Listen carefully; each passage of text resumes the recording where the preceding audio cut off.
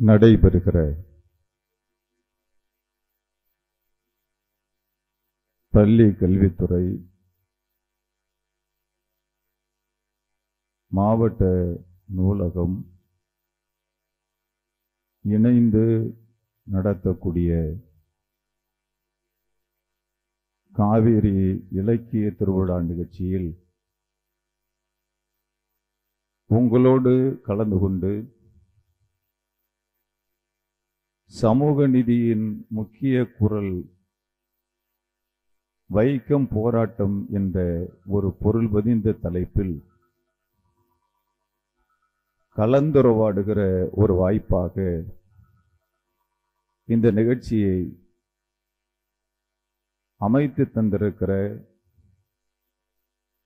பொறுப்பாளர்களுக்கு முதலில் என்னுடைய நன்றியை நான் தெரிவித்துக் கொள்கிறேன். இன்றைய காலகட்டத்தில் ஒரு பொருள் பதிந்த தலைப்பாகவும் அவசியமான நிலையில்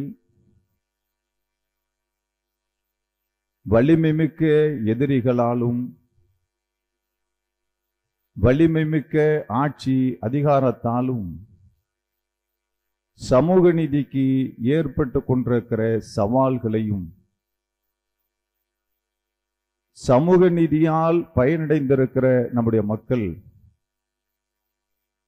அந்த சமூக நீதி என்னவென்றே புரியாத ஒரு நிலைக்கு உருவாக்க வேண்டும் என்பதற்காக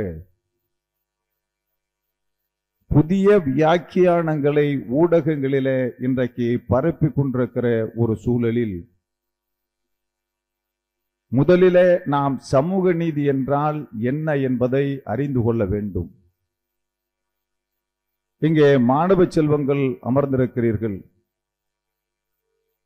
இன்றைக்கு நீங்கள் எல்லாம் பட்டதாரிகளாக பட்டங்கள் பெற இருக்கிறீர்கள். 1901 தமிழ்நாட்டில் படித்த மக்களின் சதவிகிதம் எவ்வளவு என்ற ஒரு புள்ளி விவரத்தை வெள்ளைக்காரன் மக்கள் தொகை கணக்கெடுப்பு நடத்திய போது தந்திருக்கிற ஒரு சான்று தலைசிறந்த எழுத்தாளர் பல்கலைக்கழகத்தின் துணைவேந்தராக இருந்த காப்ப அரவாணன் அவர்கள் தமிழன் அடிமையானது ஏன் எவ்வாறு என்ற ஒரு நூலை எழுதியிருக்கிறார். அந்த நூலில் ஒரு நூற்றாண்டு 1901 தமிழ்நாட்டில் படித்த மக்களின் சதவிகிதம் 1% குறைவு என்ற புள்ளி விவரத்தை அவர் அதில் மிக நேர்த்தியாக பதிவு செய்திருக்கிறார்கள். நம்முடைய தாத்தா பாட்டன் முப்பாட்டன் கொள்ளு பாட்டன் பூட்டன் எல்லாம் படிக்க கூடாது என்று தடுக்கப்பட்டிருந்த ஒரு நிலையில்தான்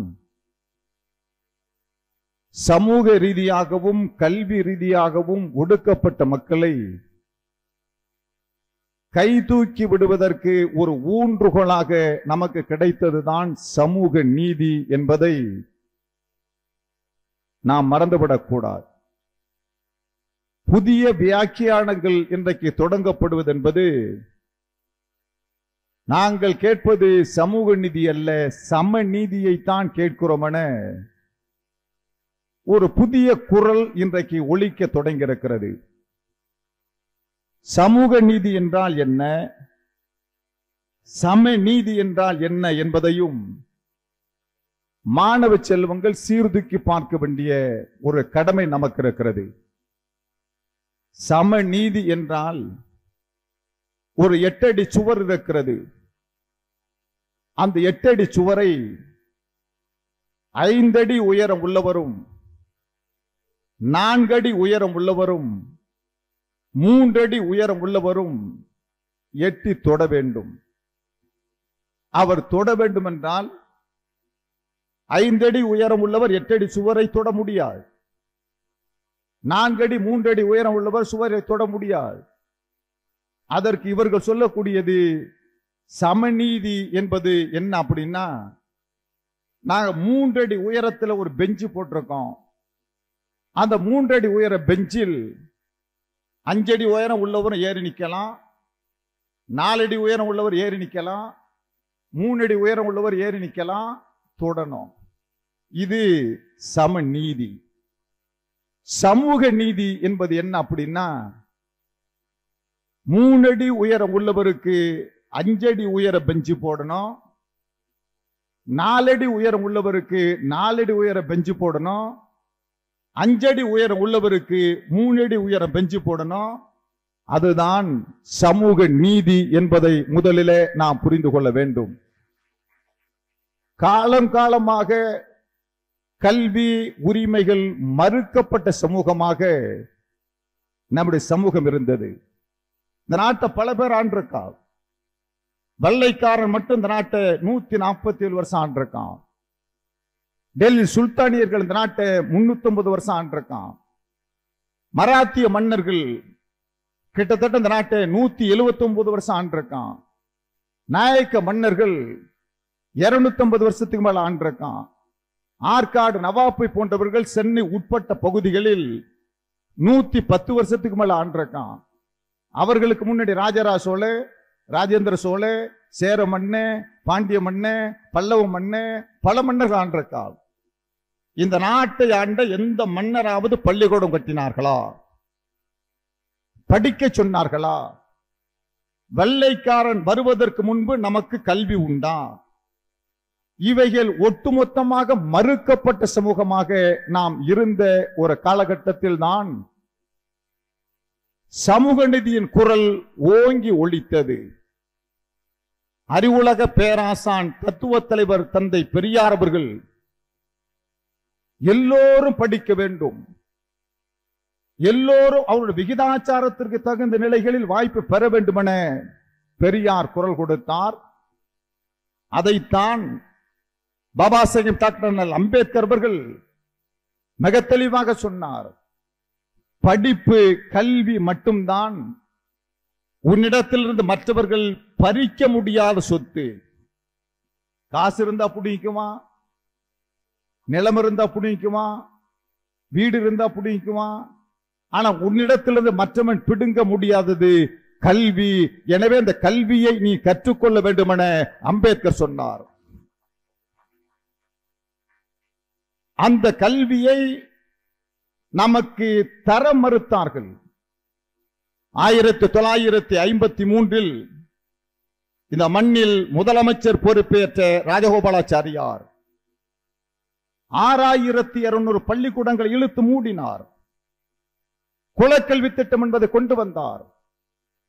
அதற்கு பிறகு முதலமைச்சராக வந்த பெருந்தலைவர் காமராஜர் 14000 பள்ளிக்கூடங்களை நாடு முழுவதும் திறந்தார். கல்வி நீரோடையை நமக்கு பாய்ச்சியவர் பெருந்தலைவர் காமராஜர். காமராஜர் தந்தது தொடக்க கல்வி. முத்தமிழறிஞர் டாக்டர் கலைஞர் தந்தது உயர் கல்வி. காலத்திற்கு நாம் நன்றி சொல்லப்பட வேண்டியவர் டாக்டர் கலைஞர் அவர்கள். கலைஞருக்கு பிறகு இன்றைக்கு முதலமைச்சராக வந்திருக்கிற முத்துவேல் கருணாநிதி ஸ்டாலின் என்கின்ற தமிழ்நாட்டின் முதலமைச்சர் கல்வியில் செய்திருக்கிற ஒரு புரட்சி. கனடா நாட்டினுடைய பிரதம அமைச்சர் சொல்லுகிறார், தமிழ்நாட்டின் முதலமைச்சர் போடுகிற காலை உணவு திட்டத்தை கனடா நாட்டிலேயே முன்னுதாரணமாக எடுத்துக்கொண்டு நான் மாணவர்களுக்கு பயன்படுத்த போகிறேன் என ஒரு நாட்டின் பிரதம அமைச்சர் ஒரு மாநிலத்தின் முதலமைச்சர் திட்டத்தை வரவேற்கக்கூடிய காட்சியை நாம் பார்க்கிறோம். இந்த முதலமைச்சருடைய ஆட்சி காலத்தில் தான் நண்பர்களே, இந்தியா முழுவதும் உயர்கல்வியில் பெற்றிருக்கக்கூடிய சதவிகிதம் 22 விழுக்காடு. இந்தியா முழுவதும் உயர்கல்வியில் பெற்றிருப்பது 22 விழுக்காடு. ஆனால் தமிழ்நாடு மட்டும் உயர்கல்வியில் பெற்றிருப்பது 54 விழுக்காடு என்பதை நீங்கள் மறந்துவிடக் கூடாது. பிற மாநிலங்கள் பெற முடியாத வளர்ச்சியை கல்வியில் நாம் எட்டியிருப்பதற்கு என்ன காரணம்? பள்ளிக்கூடத்தை திறந்தா பிள்ளைங்க வரல. ஏன் வரலன்னா பையன் சொன்னா பள்ளிக்கூடத்துக்கு வந்தா யார் ஸ்கூல் ஃபீஸ் கட்டுறதுன்னா இலவசம் வரல. ஏண்டா வரலன்னா பையன் சொன்னா நான் எப்படி பள்ளிக்கூடத்துக்கு வருங்காலோட வர்றதுன்னா செருப்பு கொடுத்தோம். அப்படி வரல. ஏண்டா வரலன்னா பையன் சொன்னா செருப்பு கொடுக்குறீங்க ஸ்கூல் ஃபீஸ் கட்டுறீங்க, புத்தகம் போய் யார் கொடுப்பான்னா அது இலவசம் படான்னா அப்பவும் வரல. ஏன்டானா பையன் சொன்னா பள்ளிக்கூடத்துக்கு வந்தா யார் சோறு போடுவான்னா மதிய உணவு போட்டோம், காலை உணவு போட்டோம், திரும்பவும் கட்டணும். ஏன்டா பள்ளிக்கூடத்துக்கு வரலன்னா பையன் சொன்னா நான் 5 கிலோமீட்டர் தூரம் போய் நான் எப்படி இடைநிலை பள்ளி படிக்க உயர்நிலை பள்ளி படிக்கிறதுன்னா சைக்கிள் கொடுத்தோம். 7 கிலோமீட்டர் தூரம் போய் நான் எப்படி உயர்கல்வி மேல்நிலை பள்ளி படிக்கிறதுன்னா பஸ் மாஸ் கொடுத்தோம். இந்தியாவிலேயே பஸ் மாஸ் கொடுத்து, சைக்கிள் கொடுத்து, செருப்பு கொடுத்து, உடை கொடுத்து, சோறு போட்டு, புத்தகம் கொடுத்து, உயர்கல்வி வரையிலும் இலவசமான மக்களுக்கு கல்வியை வழங்கியிருக்கிற பெருமை இந்த அரசுக்கு மட்டும்தான் உண்டு. எனவே சமூக நீதி என்பது சமூக ரீதியாகவும் கல்வி ரீதியாகவும் ஒடுக்கப்பட்ட சமூக மக்களை துயர் தூக்கி விடுவதற்காக கொண்டு வரப்பட்டது. அந்த சமூக நீதியின் முக்கிய குரலாக ஒலிப்பதுதான் நண்பர்களே வைக்கம் போராட்டம் என்பது. இந்த வைக்கம் போராட்டத்தின் வரலாற்று சுவடுகளை இன்றைய தலைமுறையினர் நன்கு உணர்ந்து கொள்ள வேண்டும். காரணம், ஒரு நூற்றாண்டு 1924 தொடங்கிய அந்த போராட்டம் இன்னைக்கு ஒரு நூற்றாண்டு நிறைவு விழா நிகழ்ச்சியை கடந்த 12ஆம் தேதி வைக்கம் நகரில் தமிழ்நாட்டின் முதலமைச்சரும் கேரள முதலமைச்சரும் கலந்து கொண்டு அந்த நிகழ்ச்சியை மிகச்சிறப்பாக நடத்தினார்கள். குறிப்பாக நண்பர்களே, அந்த வைக்கம் போராட்டம் ஏன் தொடங்கப்பட்டன, எதன் அடிப்படையில் தொடங்கப்பட்டது, காலையில் உரையாற்றியவர்கள் சுட்டிக்காட்டினார்கள். உங்களுக்கெல்லாம் தெரியும், இந்த நாட்டில் 4 தெருக்களில் இந்த வைக்கத்தின் வரலாற்று சுவடுகளை ஒரு எழுத்தாளர், இன்னும் சொல்ல போனால் நண்பர்களே, நாவலின் மூலமாக வைக்கம் வரலாற்று செய்தியை பதிவு செய்து வைக்கத்தில் நடந்த நிகழ்வுகளை எல்லாம் கண்கூணாக அதை அறிந்தவர்களிடத்திலே கேள்வி கேட்டு ஒரு நாவல் என்பது உருவாக்கி இன்றைக்கு நமக்கு தந்திருக்கிறார். இந்த நாவலில் இருக்கிற கருத்தை அடிப்படையாக கொண்டுதான் இந்த தலைப்பு கூட தரப்பட்டிருப்பதாக நான் கருதுகிறேன். இந்த நாவல் 4 தெரு கதை என்பது இந்த நாவலின் தலைப்பு. 4 தெரு கதை. வைக்கத்தப்பன் கோயில் என்கின்ற வைக்கத்தில் இருக்கிற சிவன் கோயிலை சுற்றி இருக்கிற 4 தெருக்களிலும் புலையர்கள், தீயர்கள், சாணார்கள் நடக்க கூடாது என்ற ஒரு நிலை இருந்தது. அப்போதுதான் நண்பர்களே, அந்த ஊரில் பிறந்த மாதவன் என்ற ஒரு வழக்கறிஞர் படிப்பு படித்துவிட்டு நீதிமன்றத்திற்கு போகிறார்.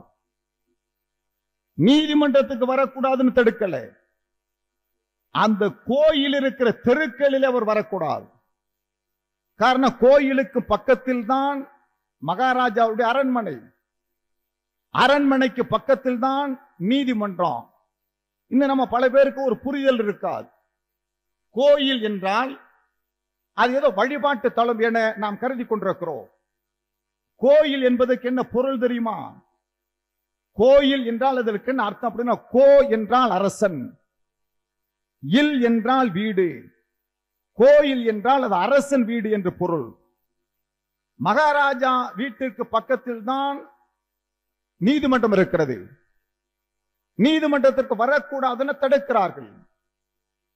தடுக்கப்பட்ட நிலையில் தான் கேரளாவில் இருக்கிற காங்கிரஸ் கட்சி சேர்ந்த தலைவர்கள், நண்பர்களே, மாதவனை போன்றவர்கள், அதே போல ஜோசப்பை போன்றவர்கள், காங்கிரஸில் இருக்கிற தலைவர்கள் எல்லாம் சேர்ந்து போராட்டம் நடத்துகிறார்கள்.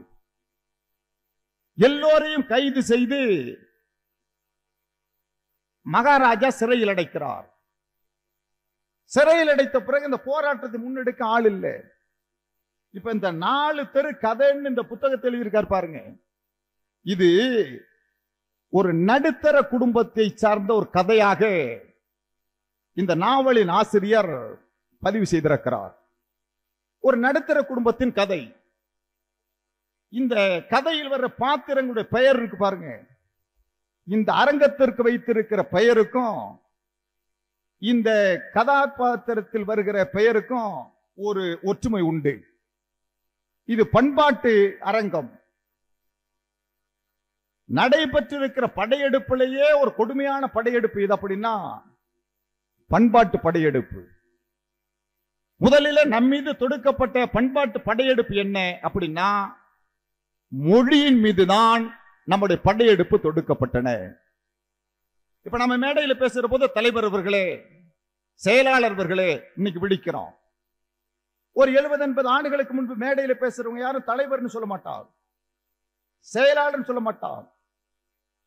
அக்ராசனர்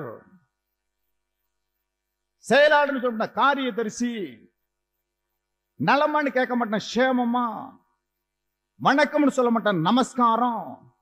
சொற்கள் மீது படையெடுப்பு இருந்தது. சொற்கள் மீது மட்டும் இல்ல, நம்ம பிள்ளைகளுக்கு பேர் வைப்பதில் படையெடுப்பு இருந்தது. நம்ம பிள்ளைங்களுக்கு பேர் தமிழ்ல வைக்க மாட்டோம். ரமேஷ், சுரேஷ், யோகேஷ், வெங்கடேஷ், மகேஷ் எல்லாம் டஸ் புஷ்னு தான் பேர் வச்சோம். யாருக்கு பேருக்கு பொருள் தெரியாது. இன்னும் சொல்ல போனா தமிழில் பெயர் வைக்க வேண்டும் என்ற உணர்ச்சியை இந்த மக்கள் மத்தியில் உருவாக்கிய இயக்கத்திற்கு பெயர்தான் திராவிடர் இயக்கம் என்பதை நீங்கள் மறந்துடக்கூடாது. சாதாரண நாராயணசாமி நடமாடு பல்கலைக்கழகம் நாவலர் நெடுஞ்செழியனாக உருப்பெற்றார். சாதாரண ராமையா பேராசிரியர் அன்பழனாக மாறினார். சாதாரண சாரகபாணி திராவிடர் கழக தலைவர் வீரமணியாக உருப்பெற்றார். பெயர் வைப்பதில் கூட ஒரு புரட்சி உருவாக்கணும். நீ ஏதோ நம்ம பிள்ளைங்களுக்கு பேர் மட்டும் இல்ல, ஊர் பெயர் வைப்பதிலே படையெடுப்பு இருந்துச்சு. சில ஊர் பேர் இருக்கு பாருங்க, தமிழ்ல கிடையாது. உங்களுக்கு உதாரணத்துக்கு சொல்றேன். இப்ப கும்பகோணம், கும்பகோணத்துக்கு தமிழ் பேர் என்னன்னு பல பேருக்கு தெரியாது. ஆடலரசு உட்கார்ந்திருக்காரு. கும்பகோணத்துக்கு தமிழ் பேர் என்ன தெரியுமா? குடமூக்கு. குடம்னா கும்பம்னு அர்த்தம், கோணம்னா மூக்குன்னு அர்த்தம். குடமூக்கு கும்பகோணமாக மாற்றப்பட்டது. திருமறை காடு வேதாரண்யமாக மாற்றப்பட்டது. திருமுது குன்றம் விருத்தாசலமாக மாற்றப்பட்டது. குரங்காடுதுறை கபிசலமாக மாற்றப்பட்டது. மயிலாடுதுறை மாயூரமாக மாற்றப்பட்டது. ஊர் பெயர் வைப்பதில் படையெடுப்பு இருந்தது. நம்ம சாப்பிடுற சாப்பாட்டுல படையெடுப்பு இருந்தது. சோறுன்னு சொல்ல நம்மால் வைக்கப்படுவான், சோறுன்னு சொல்ல மாட்டான், சாதம், போஜனம். இந்த படையெடுப்புகளை தகர்த்துதான் பண்பாட்டு புரட்சி என்பது உருவானது. இந்த நூலிலே, இந்த நூலினுடைய நாவலாசிரியர் இந்த கதாபாத்திரத்தில் வருகிற அனைத்து பெயர்களும் தமிழிலேயே கொண்டு வருகிறார். குடும்ப தலைவர் பெயர் அறிவுக்கரசு. அந்த குடும்பத்தில் பிறந்த பையனுடைய பெயர் இனியவன். அவருடைய மனைவி பெயர் தேன்மொழி. அவருடைய தங்கை பெயர் எழிலரசி. அவருடைய கணவர் பெயர் அறிவாளி, அறவாளி. அவர்கள் பிள்ளைகளுக்கு பிறக்கிற குழந்தைகளுக்கு பெயர் இளவேணில். இப்படி பேரே தமிழ் பெயர்களாகவும் தமிழ் சொற்களை பயன்படுத்தியும் ஒரு பண்பாட்டு உணர்ச்சியோடு இந்த நூலை அவர் கட்டமைக்கிற போது கணவன் மனைவி உரையாடல், இந்த கணவன் மனைவி உரையாடலில் இந்த நாவல், உங்களுக்கு தெரியும், இங்க பல கவிஞர்கள், எழுத்தாளர்கள், ஆசிரியர் பெருமக்கள், பேராசிரியர்கள் உட்கார்ந்திருக்கீங்க. முதல்ல நாவல், இந்த நாட்டில் முதல்ல நாவல் எழுதினது எங்க அப்படின்னா வேதநாயகம் பிள்ளை 1876 மயிலாடுதுறையை சேர்ந்தவர். இந்த நாவலை எழுதியவரும் மயிலாடுதுறை சார்ந்தவர் தான். முதல் நாவல் இந்த நாட்டில் எழுதப்பட்டது 1876. வேதநாயகம் பிள்ளை அவர் பிறந்ததும் மயிலாடுதுறை தான். மயிலாடுதுறைக்கும் இந்த சமூக நீதிக்கும் வைக்கம் போராட்டத்துக்கும் ஒரு ஒற்றுமை உண்டு. என்னன்னா 1928 தான் முதல்ல வகுப்புவார் பிரதிநிதித்துவம், கம்யூனல் ஜீவோ இடஒதுக்கீடு என்பதற்கு நமக்கு அரசாணை பிறப்பித்தவர் அன்றைய அமைச்சராக இருந்த முத்தையா முதலியார். அவர் சீர்காழியை சேர்ந்தவர். இன்னொரு ஒற்றுமை என்னன்னா, இந்த வைக்கம் போராட்டத்திற்கு 1924 பெரியார் புறப்படுவதற்கு முன்பு ஒரு அழைப்பு விடுக்கிறார். இந்த போராட்டத்தில் கலந்து கொள்வதற்கு தோழர்கள் தமிழ்நாட்டிலிருந்து வரணும். அப்படி பெரியார் அழைப்பு விடுத்த போது தமிழ்நாட்டிலேயே 30 பேர் அன்றைக்கு வைக்கம் போராட்டத்தில் கலந்து கொண்ட பெருமை மயிலாடுதுறையை சேர்ந்த தோழர்களுக்கு உண்டு. சுதேசமித்திரம் பத்திரிகையிலே அது பதிவு செய்யப்பட்டிருக்கிறது. எனவே இந்த நாவலாசிரியருக்கு நான் முதலில் பாராட்டணும். ரொம்ப அற்புதமாக இதை நகர்த்தி செல்லுகிற அவர், நண்பர்களே, இந்த வைக்கம் போராட்டம் எல்லோரும் கைது செய்து சிறையில் அடைக்கப்பட்ட பிறகு அது முன்னெடுக்க ஆள் இல்லை. சிறைச்சாலையில் இருந்து அந்த தலைவர்கள் காந்திக்கு ஒரு கடிதம் எழுதுறாங்க. இப்ப நம்ம தமிழ்நாட்டில் பல பேர் தவறான ஒரு செய்தியை சொல்றாங்க. வைக்கம் போராட்டத்தை காந்தி தான் முன்னெடுத்தார் அப்படின்னு ஒரு தவறான செய்தி சொல்லப்படுது. காந்திக்கு கடிதம் எழுதினப்ப காந்தி சொல்லுகிறார், இந்த போராட்டம் என்பது ஒரு பகுதியை சார்ந்த போராட்டம், அகில இந்திய அளவிற்கான போராட்டம் அல்ல. அந்த பகுதி மக்களே அதை பார்த்து கொள்வார்கள் காந்தி சொல்றார்.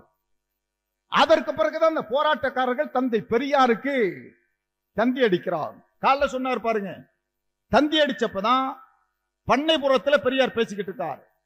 அந்த பண்ணைபுரம் தான் இசைஞானி இளையராஜா பிறந்த ஊர். பெரியார் பேசிக்கிட்டு இருக்கார். முதல் தந்தி வருது, வாங்கிக்கிட்டு பெரியாருக்கு உடல்நிலை சரியில்லை, ஈரோடு போயிடுறார். இரண்டாவது தந்தி வருது.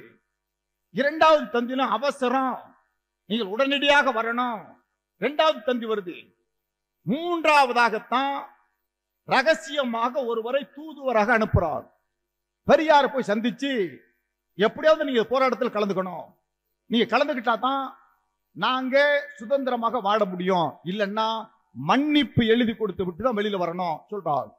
பெரியார் உடல்நலத்தை பற்றி கவலைப்படல, நேர போறார். வைக்கத்தில் போய் இறங்குறார். இனிமேல் தான் சுவாரஸ்யமான கதை. வைக்கத்தில் போய் பெரியார் இறங்கினா வைக்கத்து மக்கள் பெரியார வரவேற்க காத்திருக்கார். மக்கள் எல்லாம் கூடி நிக்கிறாங்க. பெரியார் படகுத்துறையில போய் இறங்குறார். மக்கள் வரவேற்பது என்பது தனக்காக போராட வந்திருக்கிறார், வரவேற்கிறார். மகாராஜா அவர் சார்பில் அதிகாரிகள் வரவேற்க போறார். மகாராஜா சார்பில் போற அதிகாரி பெரியாருக்கு மோதிரத்தை போட்டு மாலை அணிவித்து, பெரியாரே அரசு விருந்தினரா நீங்க வந்து தங்கணும், ராஜா உங்களை விரும்புறாரு கூப்பிடுறாரு. பெரியார் சொன்னார், நான் ராஜாவுடைய அரசு விருந்தினரா சாப்பிடவில்லை, மகாராஜாவை எதிர்த்து தான் நான் போராட வந்திருக்கேன். பெரியார் சொல்றார். ஏன் மகாராஜா பெரியாரை வரவேற்கிறார் இதை நீங்க தெரிஞ்சுக்கணும்.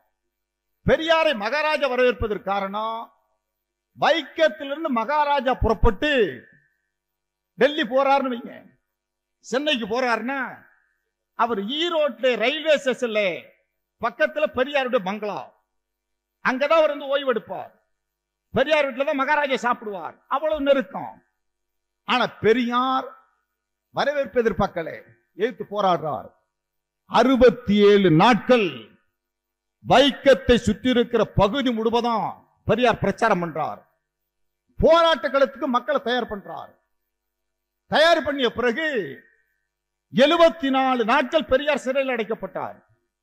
போராட்டம் பண்றா, பிடிச்சு கொண்டு ஜெயில வச்சார், திரும்ப ரிலீஸ் பண்றார், வீட்டுக்கு திரும்பவும் போராடுறார். 6 மாத காலம் கடுங்காவல் தண்டனை, கையில விலங்கு, காலில் விலங்கு, கழுத்துல விலங்கு, மூன்றையும் இணைத்து விலங்கு போட்டு பெரியார் சிறையில் அடைச்சிருக்கார். பெரியார் சிறையில் இருக்கும் போது சில பேர் மன்னர் ராஜா விட்டு போய் சொல்றாங்க, மகாராஜா நீங்க பெரியார வெளியில விடுறதும், திரும்ப கைது பண்றதும், திரும்ப வெளியில விடுறதும், திரும்ப பிடிச்சு உள்ள வச்சா ஈவே ராமசாமி ஈரோட்டுக்கு போக மாட்டார். அதனால நம்ம ஒரு முடிவு பண்ணுவோம், பெரியார ஜெயிலே வச்சு கொண்டுடுவோம். மகாராஜ் சொல்றார், பெரியார் அப்படி செஞ்சா நாடு முழுவதும் வன்முறை வெடிக்குமே, கலவரம் வெடிக்குமே. என்ன பண்றாரு, கத்தி எடுத்து குத்தி கொள்ள வேண்டாம், அருவாய் எடுத்து வெட்டி கொள்ள வேண்டாம், துப்பாக்கி எடுத்து சுட்டுக் கொள்ள வேண்டாம், பெரியார கொல்றதுக்குன்னே நாங்க ஒரு யாகம் வச்சிருக்கோம். அந்த யாகத்தை நடத்துவோம். அதுக்கு பேர் தான் சத்ரு சம்ஹார யாகம் நடத்துவோங்கிறார். யாகம் நடக்குது. 2 நாள் அனுப்பிச்சு பெரியார் சாகலே, யாகம் நடந்துகிட்டே இருக்கு. 5 நாள் அனுப்பிச்சு பெரியார் சாகலே, யாகத்தை நடத்திக்கிட்டே இருக்கான். திடீர்னு பார்த்தா இரவு 1 மணிக்கு வேட்டு சத்தம்.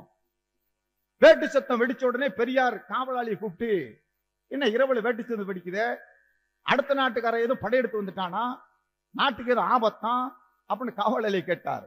காவலாளி சொன்னார், ஐயா மன்னர் செத்து பீத்தாருன்னா. யாகம் நடத்துனது பெரியார கொள்ளு, செத்தது யாருன்னா மகாராஜா. கதையை திருப்பி விட்டேன். என்ன சொன்னா, நாங்க யாகம் நடத்துனது உண்மைதான், யாகத்துல பூதம் கிளம்புனது உண்மைதான், கிளம்புன பூதம் பெரியார்ட்ட போகாம மன்னர்ட்ட திரும்பிட்டுட்டான். உடனே மன்னர் மகாராஜா செத்து போன உடனே கைதிகள்லாம் விடுதலை பண்ணாங்க. அதுல பெரியாரையும் விடுதலை செஞ்சார். விடுதலை செய்த பிறகும் நண்பர்கள், பெரியார் அந்த போராட்ட களத்தை முனை மழுங்காமல் நடத்தி செல்வதற்கு சிறையில் இருக்கும் போது பெரியாருடைய மனைவி நாகம்மையாரும் பெரியாருடைய தங்கை கண்ணம்மாளும் அந்த போராட்டத்தில் குதித்தார்கள். இந்திய அரசியல் வரலாற்றில் முதலில் பெண்கள் சிறைக்கு சென்ற பெருமை தந்தை பெரியார் குடும்பத்து பெண்களை மட்டுமே சாரும். நாகம்மையாரும் கண்ணம்மாளும் போராட்டத்தில் குதிச்சார். போராட்டம் தீப்பற்றி எரிந்தது.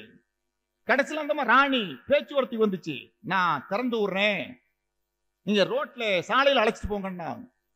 கோயிலுக்குள்ள போகணும்னு பெரியார் சொல்லுவார், நீங்க சாலையில போறதுக்கு மட்டும் நான் திறந்து விடுறேன். பெரியார் சொன்னார், கோயிலுக்குள்ள போகணுங்கிறது தான் என் நோக்கம். ஆனா இப்ப நடத்தின போராட்டம் அதுக்கு இல்ல, தெருவுல நடக்கணும், முதல்ல தெருவுல நடக்க விடு, அடுத்து நான் பாத்துக்கிறேன்.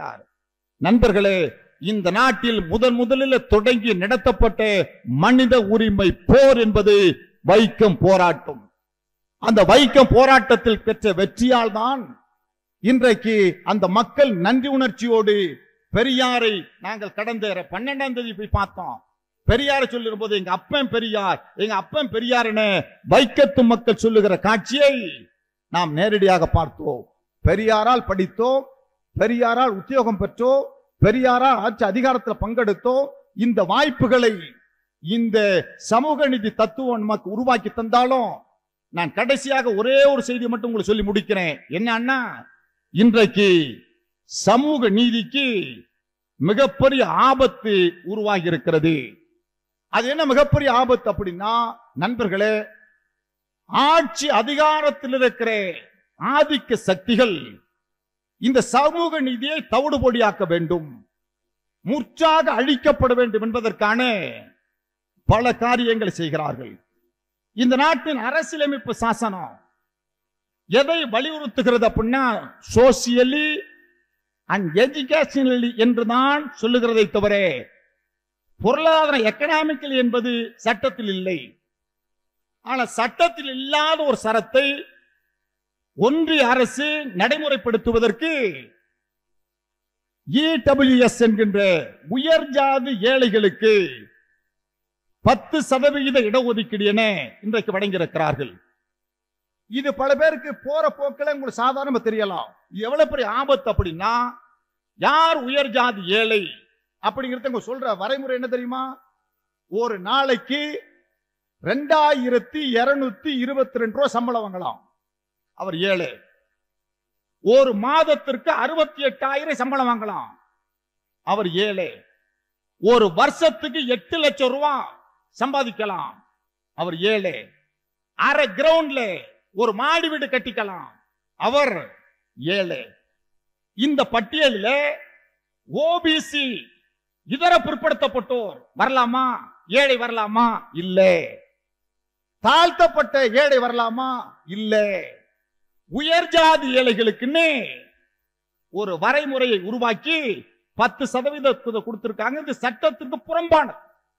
நேற்று முன்தினம் கூட உச்ச நீதிமன்றத்தின் முன்னாள் நீதிபதி அதை சட்டத்திற்கு விரோதமானது என்பதை மறுத்திருக்கிறார். ஆனால் நீங்க இதுல ஆபத்து எப்படிப்பட்டதுங்கிறது உங்களுக்கு உதாரணம் சொல்றேன். நீங்க ஏதோ பேரை போற போக்கில் சாதனை நினைக்காதீங்க. ஆபத்துக்கு ஒரு உதாரணம், இன்றைக்கு தேசிய மயமாக்கப்பட்ட ஒரு வங்கி ஸ்டேட் பேங்க் ஆஃப் இந்தியா ஒரு அறிவிப்பு வெளியிட்டு இருக்கு. என்ன தெரியுமா? வங்கியில் வேலைக்கு ஆள் சேர்க்கை, தேர்வு எழுதணும். தேர்வுல எப்படி மதிப்பெண் பெறணும்? ஓபிசி என்ன மதிப்பெண் வாங்கணும், எஸ்சி என்ன மதிப்பெண் வாங்கணும், எஸ்டி என்ன மதிப்பெண் வாங்கணும், உயர் ஜாதி ஏழை இந்த இடபிள்யூஎஸ் அவங்க என்ன மதிப்பெண் வாங்கணும் சொல்லிருக்கா. ஓபிசி யார்? இதர பிற்படுத்தப்பட்டோர். யார் இதர பிற்படுத்தப்பட்டோர்? கல்லர், மரவர், தேவர், கவுண்டர், யாதவர், செட்டியார், இந்த ஜாதி பாருங்க, இவங்கெல்லாம் பிற்படுத்தப்பட்டோர். இந்த இதர பிற்படுத்தப்பட்டோர் 100க்கு எத்தனை மார்க் வாங்கணும்? ஸ்டேட் பேங்க் ஆஃப் இந்தியா சொல்லுது 100க்கு 63.25 மார்க் வாங்கணும். இது யாரு? ஓபிசி. எஸ்சி ஷெட்யூல்ட் காஸ்ட், தாழ்த்தப்பட்டோர். யார் தாழ்த்தப்பட்டோர்? பல்லர், பறையர், சக்கிலியர். இவங்க எவ்வளவு மார்க் வாங்கணும்? இந்த பிள்ளைங்க 63.25 மார்க் வாங்கணும். அவங்களும் அதுதான் வாங்கணும், இவங்களும் அதான் வாங்கணும். எஸ்சி ஷெட்யூல் ட்ரைப், மலைவாழ் பழங்குடியினர், அவங்க எவ்வளவு மதிப்பெண் வாங்கணும் அப்படின்னா 100க்கு 53.75 மதிப்பெண் வாங்கணும். இதெல்லாம் சொல்லிட்டு அடுத்து சொல்றான் உயர் ஜாதி ஏழை.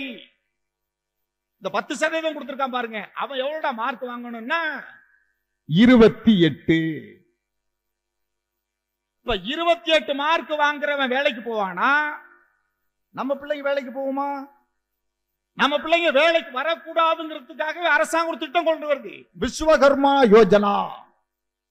பல பேருக்கு தெரியும். 16 தொழில் சொல்லுது அரசாங்கம். 16 தொழில் என்ன தெரியுமா? 18 வயதிற்குள்ளாக கல்லூரி போய் சேர்ந்து விடக்கூடாது. 16 தொழில் எது? செருப்பு தைப்பது, சட்டை வெளுப்பது, முடி வெட்டுவது, பூ கட்டுவது, இப்படி 16 தொழில். சரி, செருப்பு தைக்கிறோம் பிள்ளை, சட்டை வெளுக்கிற கடை வைக்கலாமா? கூடாது. சட்டை வெளுக்கிறோம் பிள்ளை, செருப்பு கடை வைக்கலாமா? கூடாது. செருப்பு தைக்கிறோம் பிள்ளை, செருப்பு தான் தைக்கணும். சட்டை வெளுக்கிறோம் பிள்ளை, சட்டை தான் வெளுக்கணும். பிணம் எரிக்கணும் பிள்ளை, பிணம் தான் எரிக்கணும். அந்தந்த தொழிலை செய்யணும். அதுக்கு சர்டிபிகேட் யார் தெரியுமா கொடுக்கணும்? விஓ அல்ல, தாசில்தார் அல்ல, கலெக்டர் அல்ல, ஊர் பஞ்சாயத்து தலைவர் தான் 3 தலைமுறையாக இவர்கள் இந்த தொழிலை செய்கிறார்கள் என சான்றிதழ் கொடுக்கணும். அப்ப மீண்டும் ஒரு குல தொழிலை உருவாக்குவதற்காகத்தான் இவர்கள் கொண்டு வராங்க. சொன்னா இந்த சமூக நீதியின் ஆபத்தை உணர்ந்த காரணத்தால் தான் தமிழ்நாட்டின் முதலமைச்சர் சமூக நீதியின் சரித்திர நாயகர் என போற்றப்படக்கூடிய நம்முடைய முதலமைச்சர் இவைகள் எதிர்த்து களம் காணுகிறார். எனவேதான் நான் உங்களுக்கு கடைசியாக ஒரே ஒரு செய்தியை சொல்லி முடிக்கிறேன். புரட்சியறிஞர் பாரதிதாசன் மிகச்சிறப்பாக சொன்னான், ஓடப்பராய் இருக்கும் ஏழையப்பர் உதயப்பராகிவிட்டால் ஓர் நொடிக்குள் ஓடப்பர் உயரப்பர் எல்லாம் மாறி ஒப்பப்பர் ஆய்விடுவார் உணரப்ப அந்நியன பாரதிதாசன் சொன்னார். அந்த வரிகளுக்கொப்ப களம் காண வேண்டிய ஒரு தருணத்திலே இன்றைக்கு நாம் இருந்து கொண்டிருக்கிறோம். எனவேதான் இன்றைக்கு காவேரி இலக்கிய திருவிழா என இன்றைக்கு மிகச்சிறப்பாக நேர்த்தியாக நடத்துகிறேன். இந்த அமைப்பிற்கு நாம் பாராட்டு தெரிவிக்கிற அதே நேரத்தில் நாட்டின் ஆபத்துகளையும் நாம் உணர்ந்து களப்பணியாற்றுவதற்கு இந்த தலைமுறை முன்வர வேண்டும். அந்த முன்வரக்கூடிய முன்னெடுப்பை இதை போன்ற இலக்கிய திருவிழாக்கள் மக்கள் மத்தியில் உருவாக்க வேண்டும் என்பதை எடுத்துச் சொல்லி தந்த வாய்ப்புக்கு நன்றி பாராட்டி விடைபெறுகிறேன். நன்றி, வணக்கம்.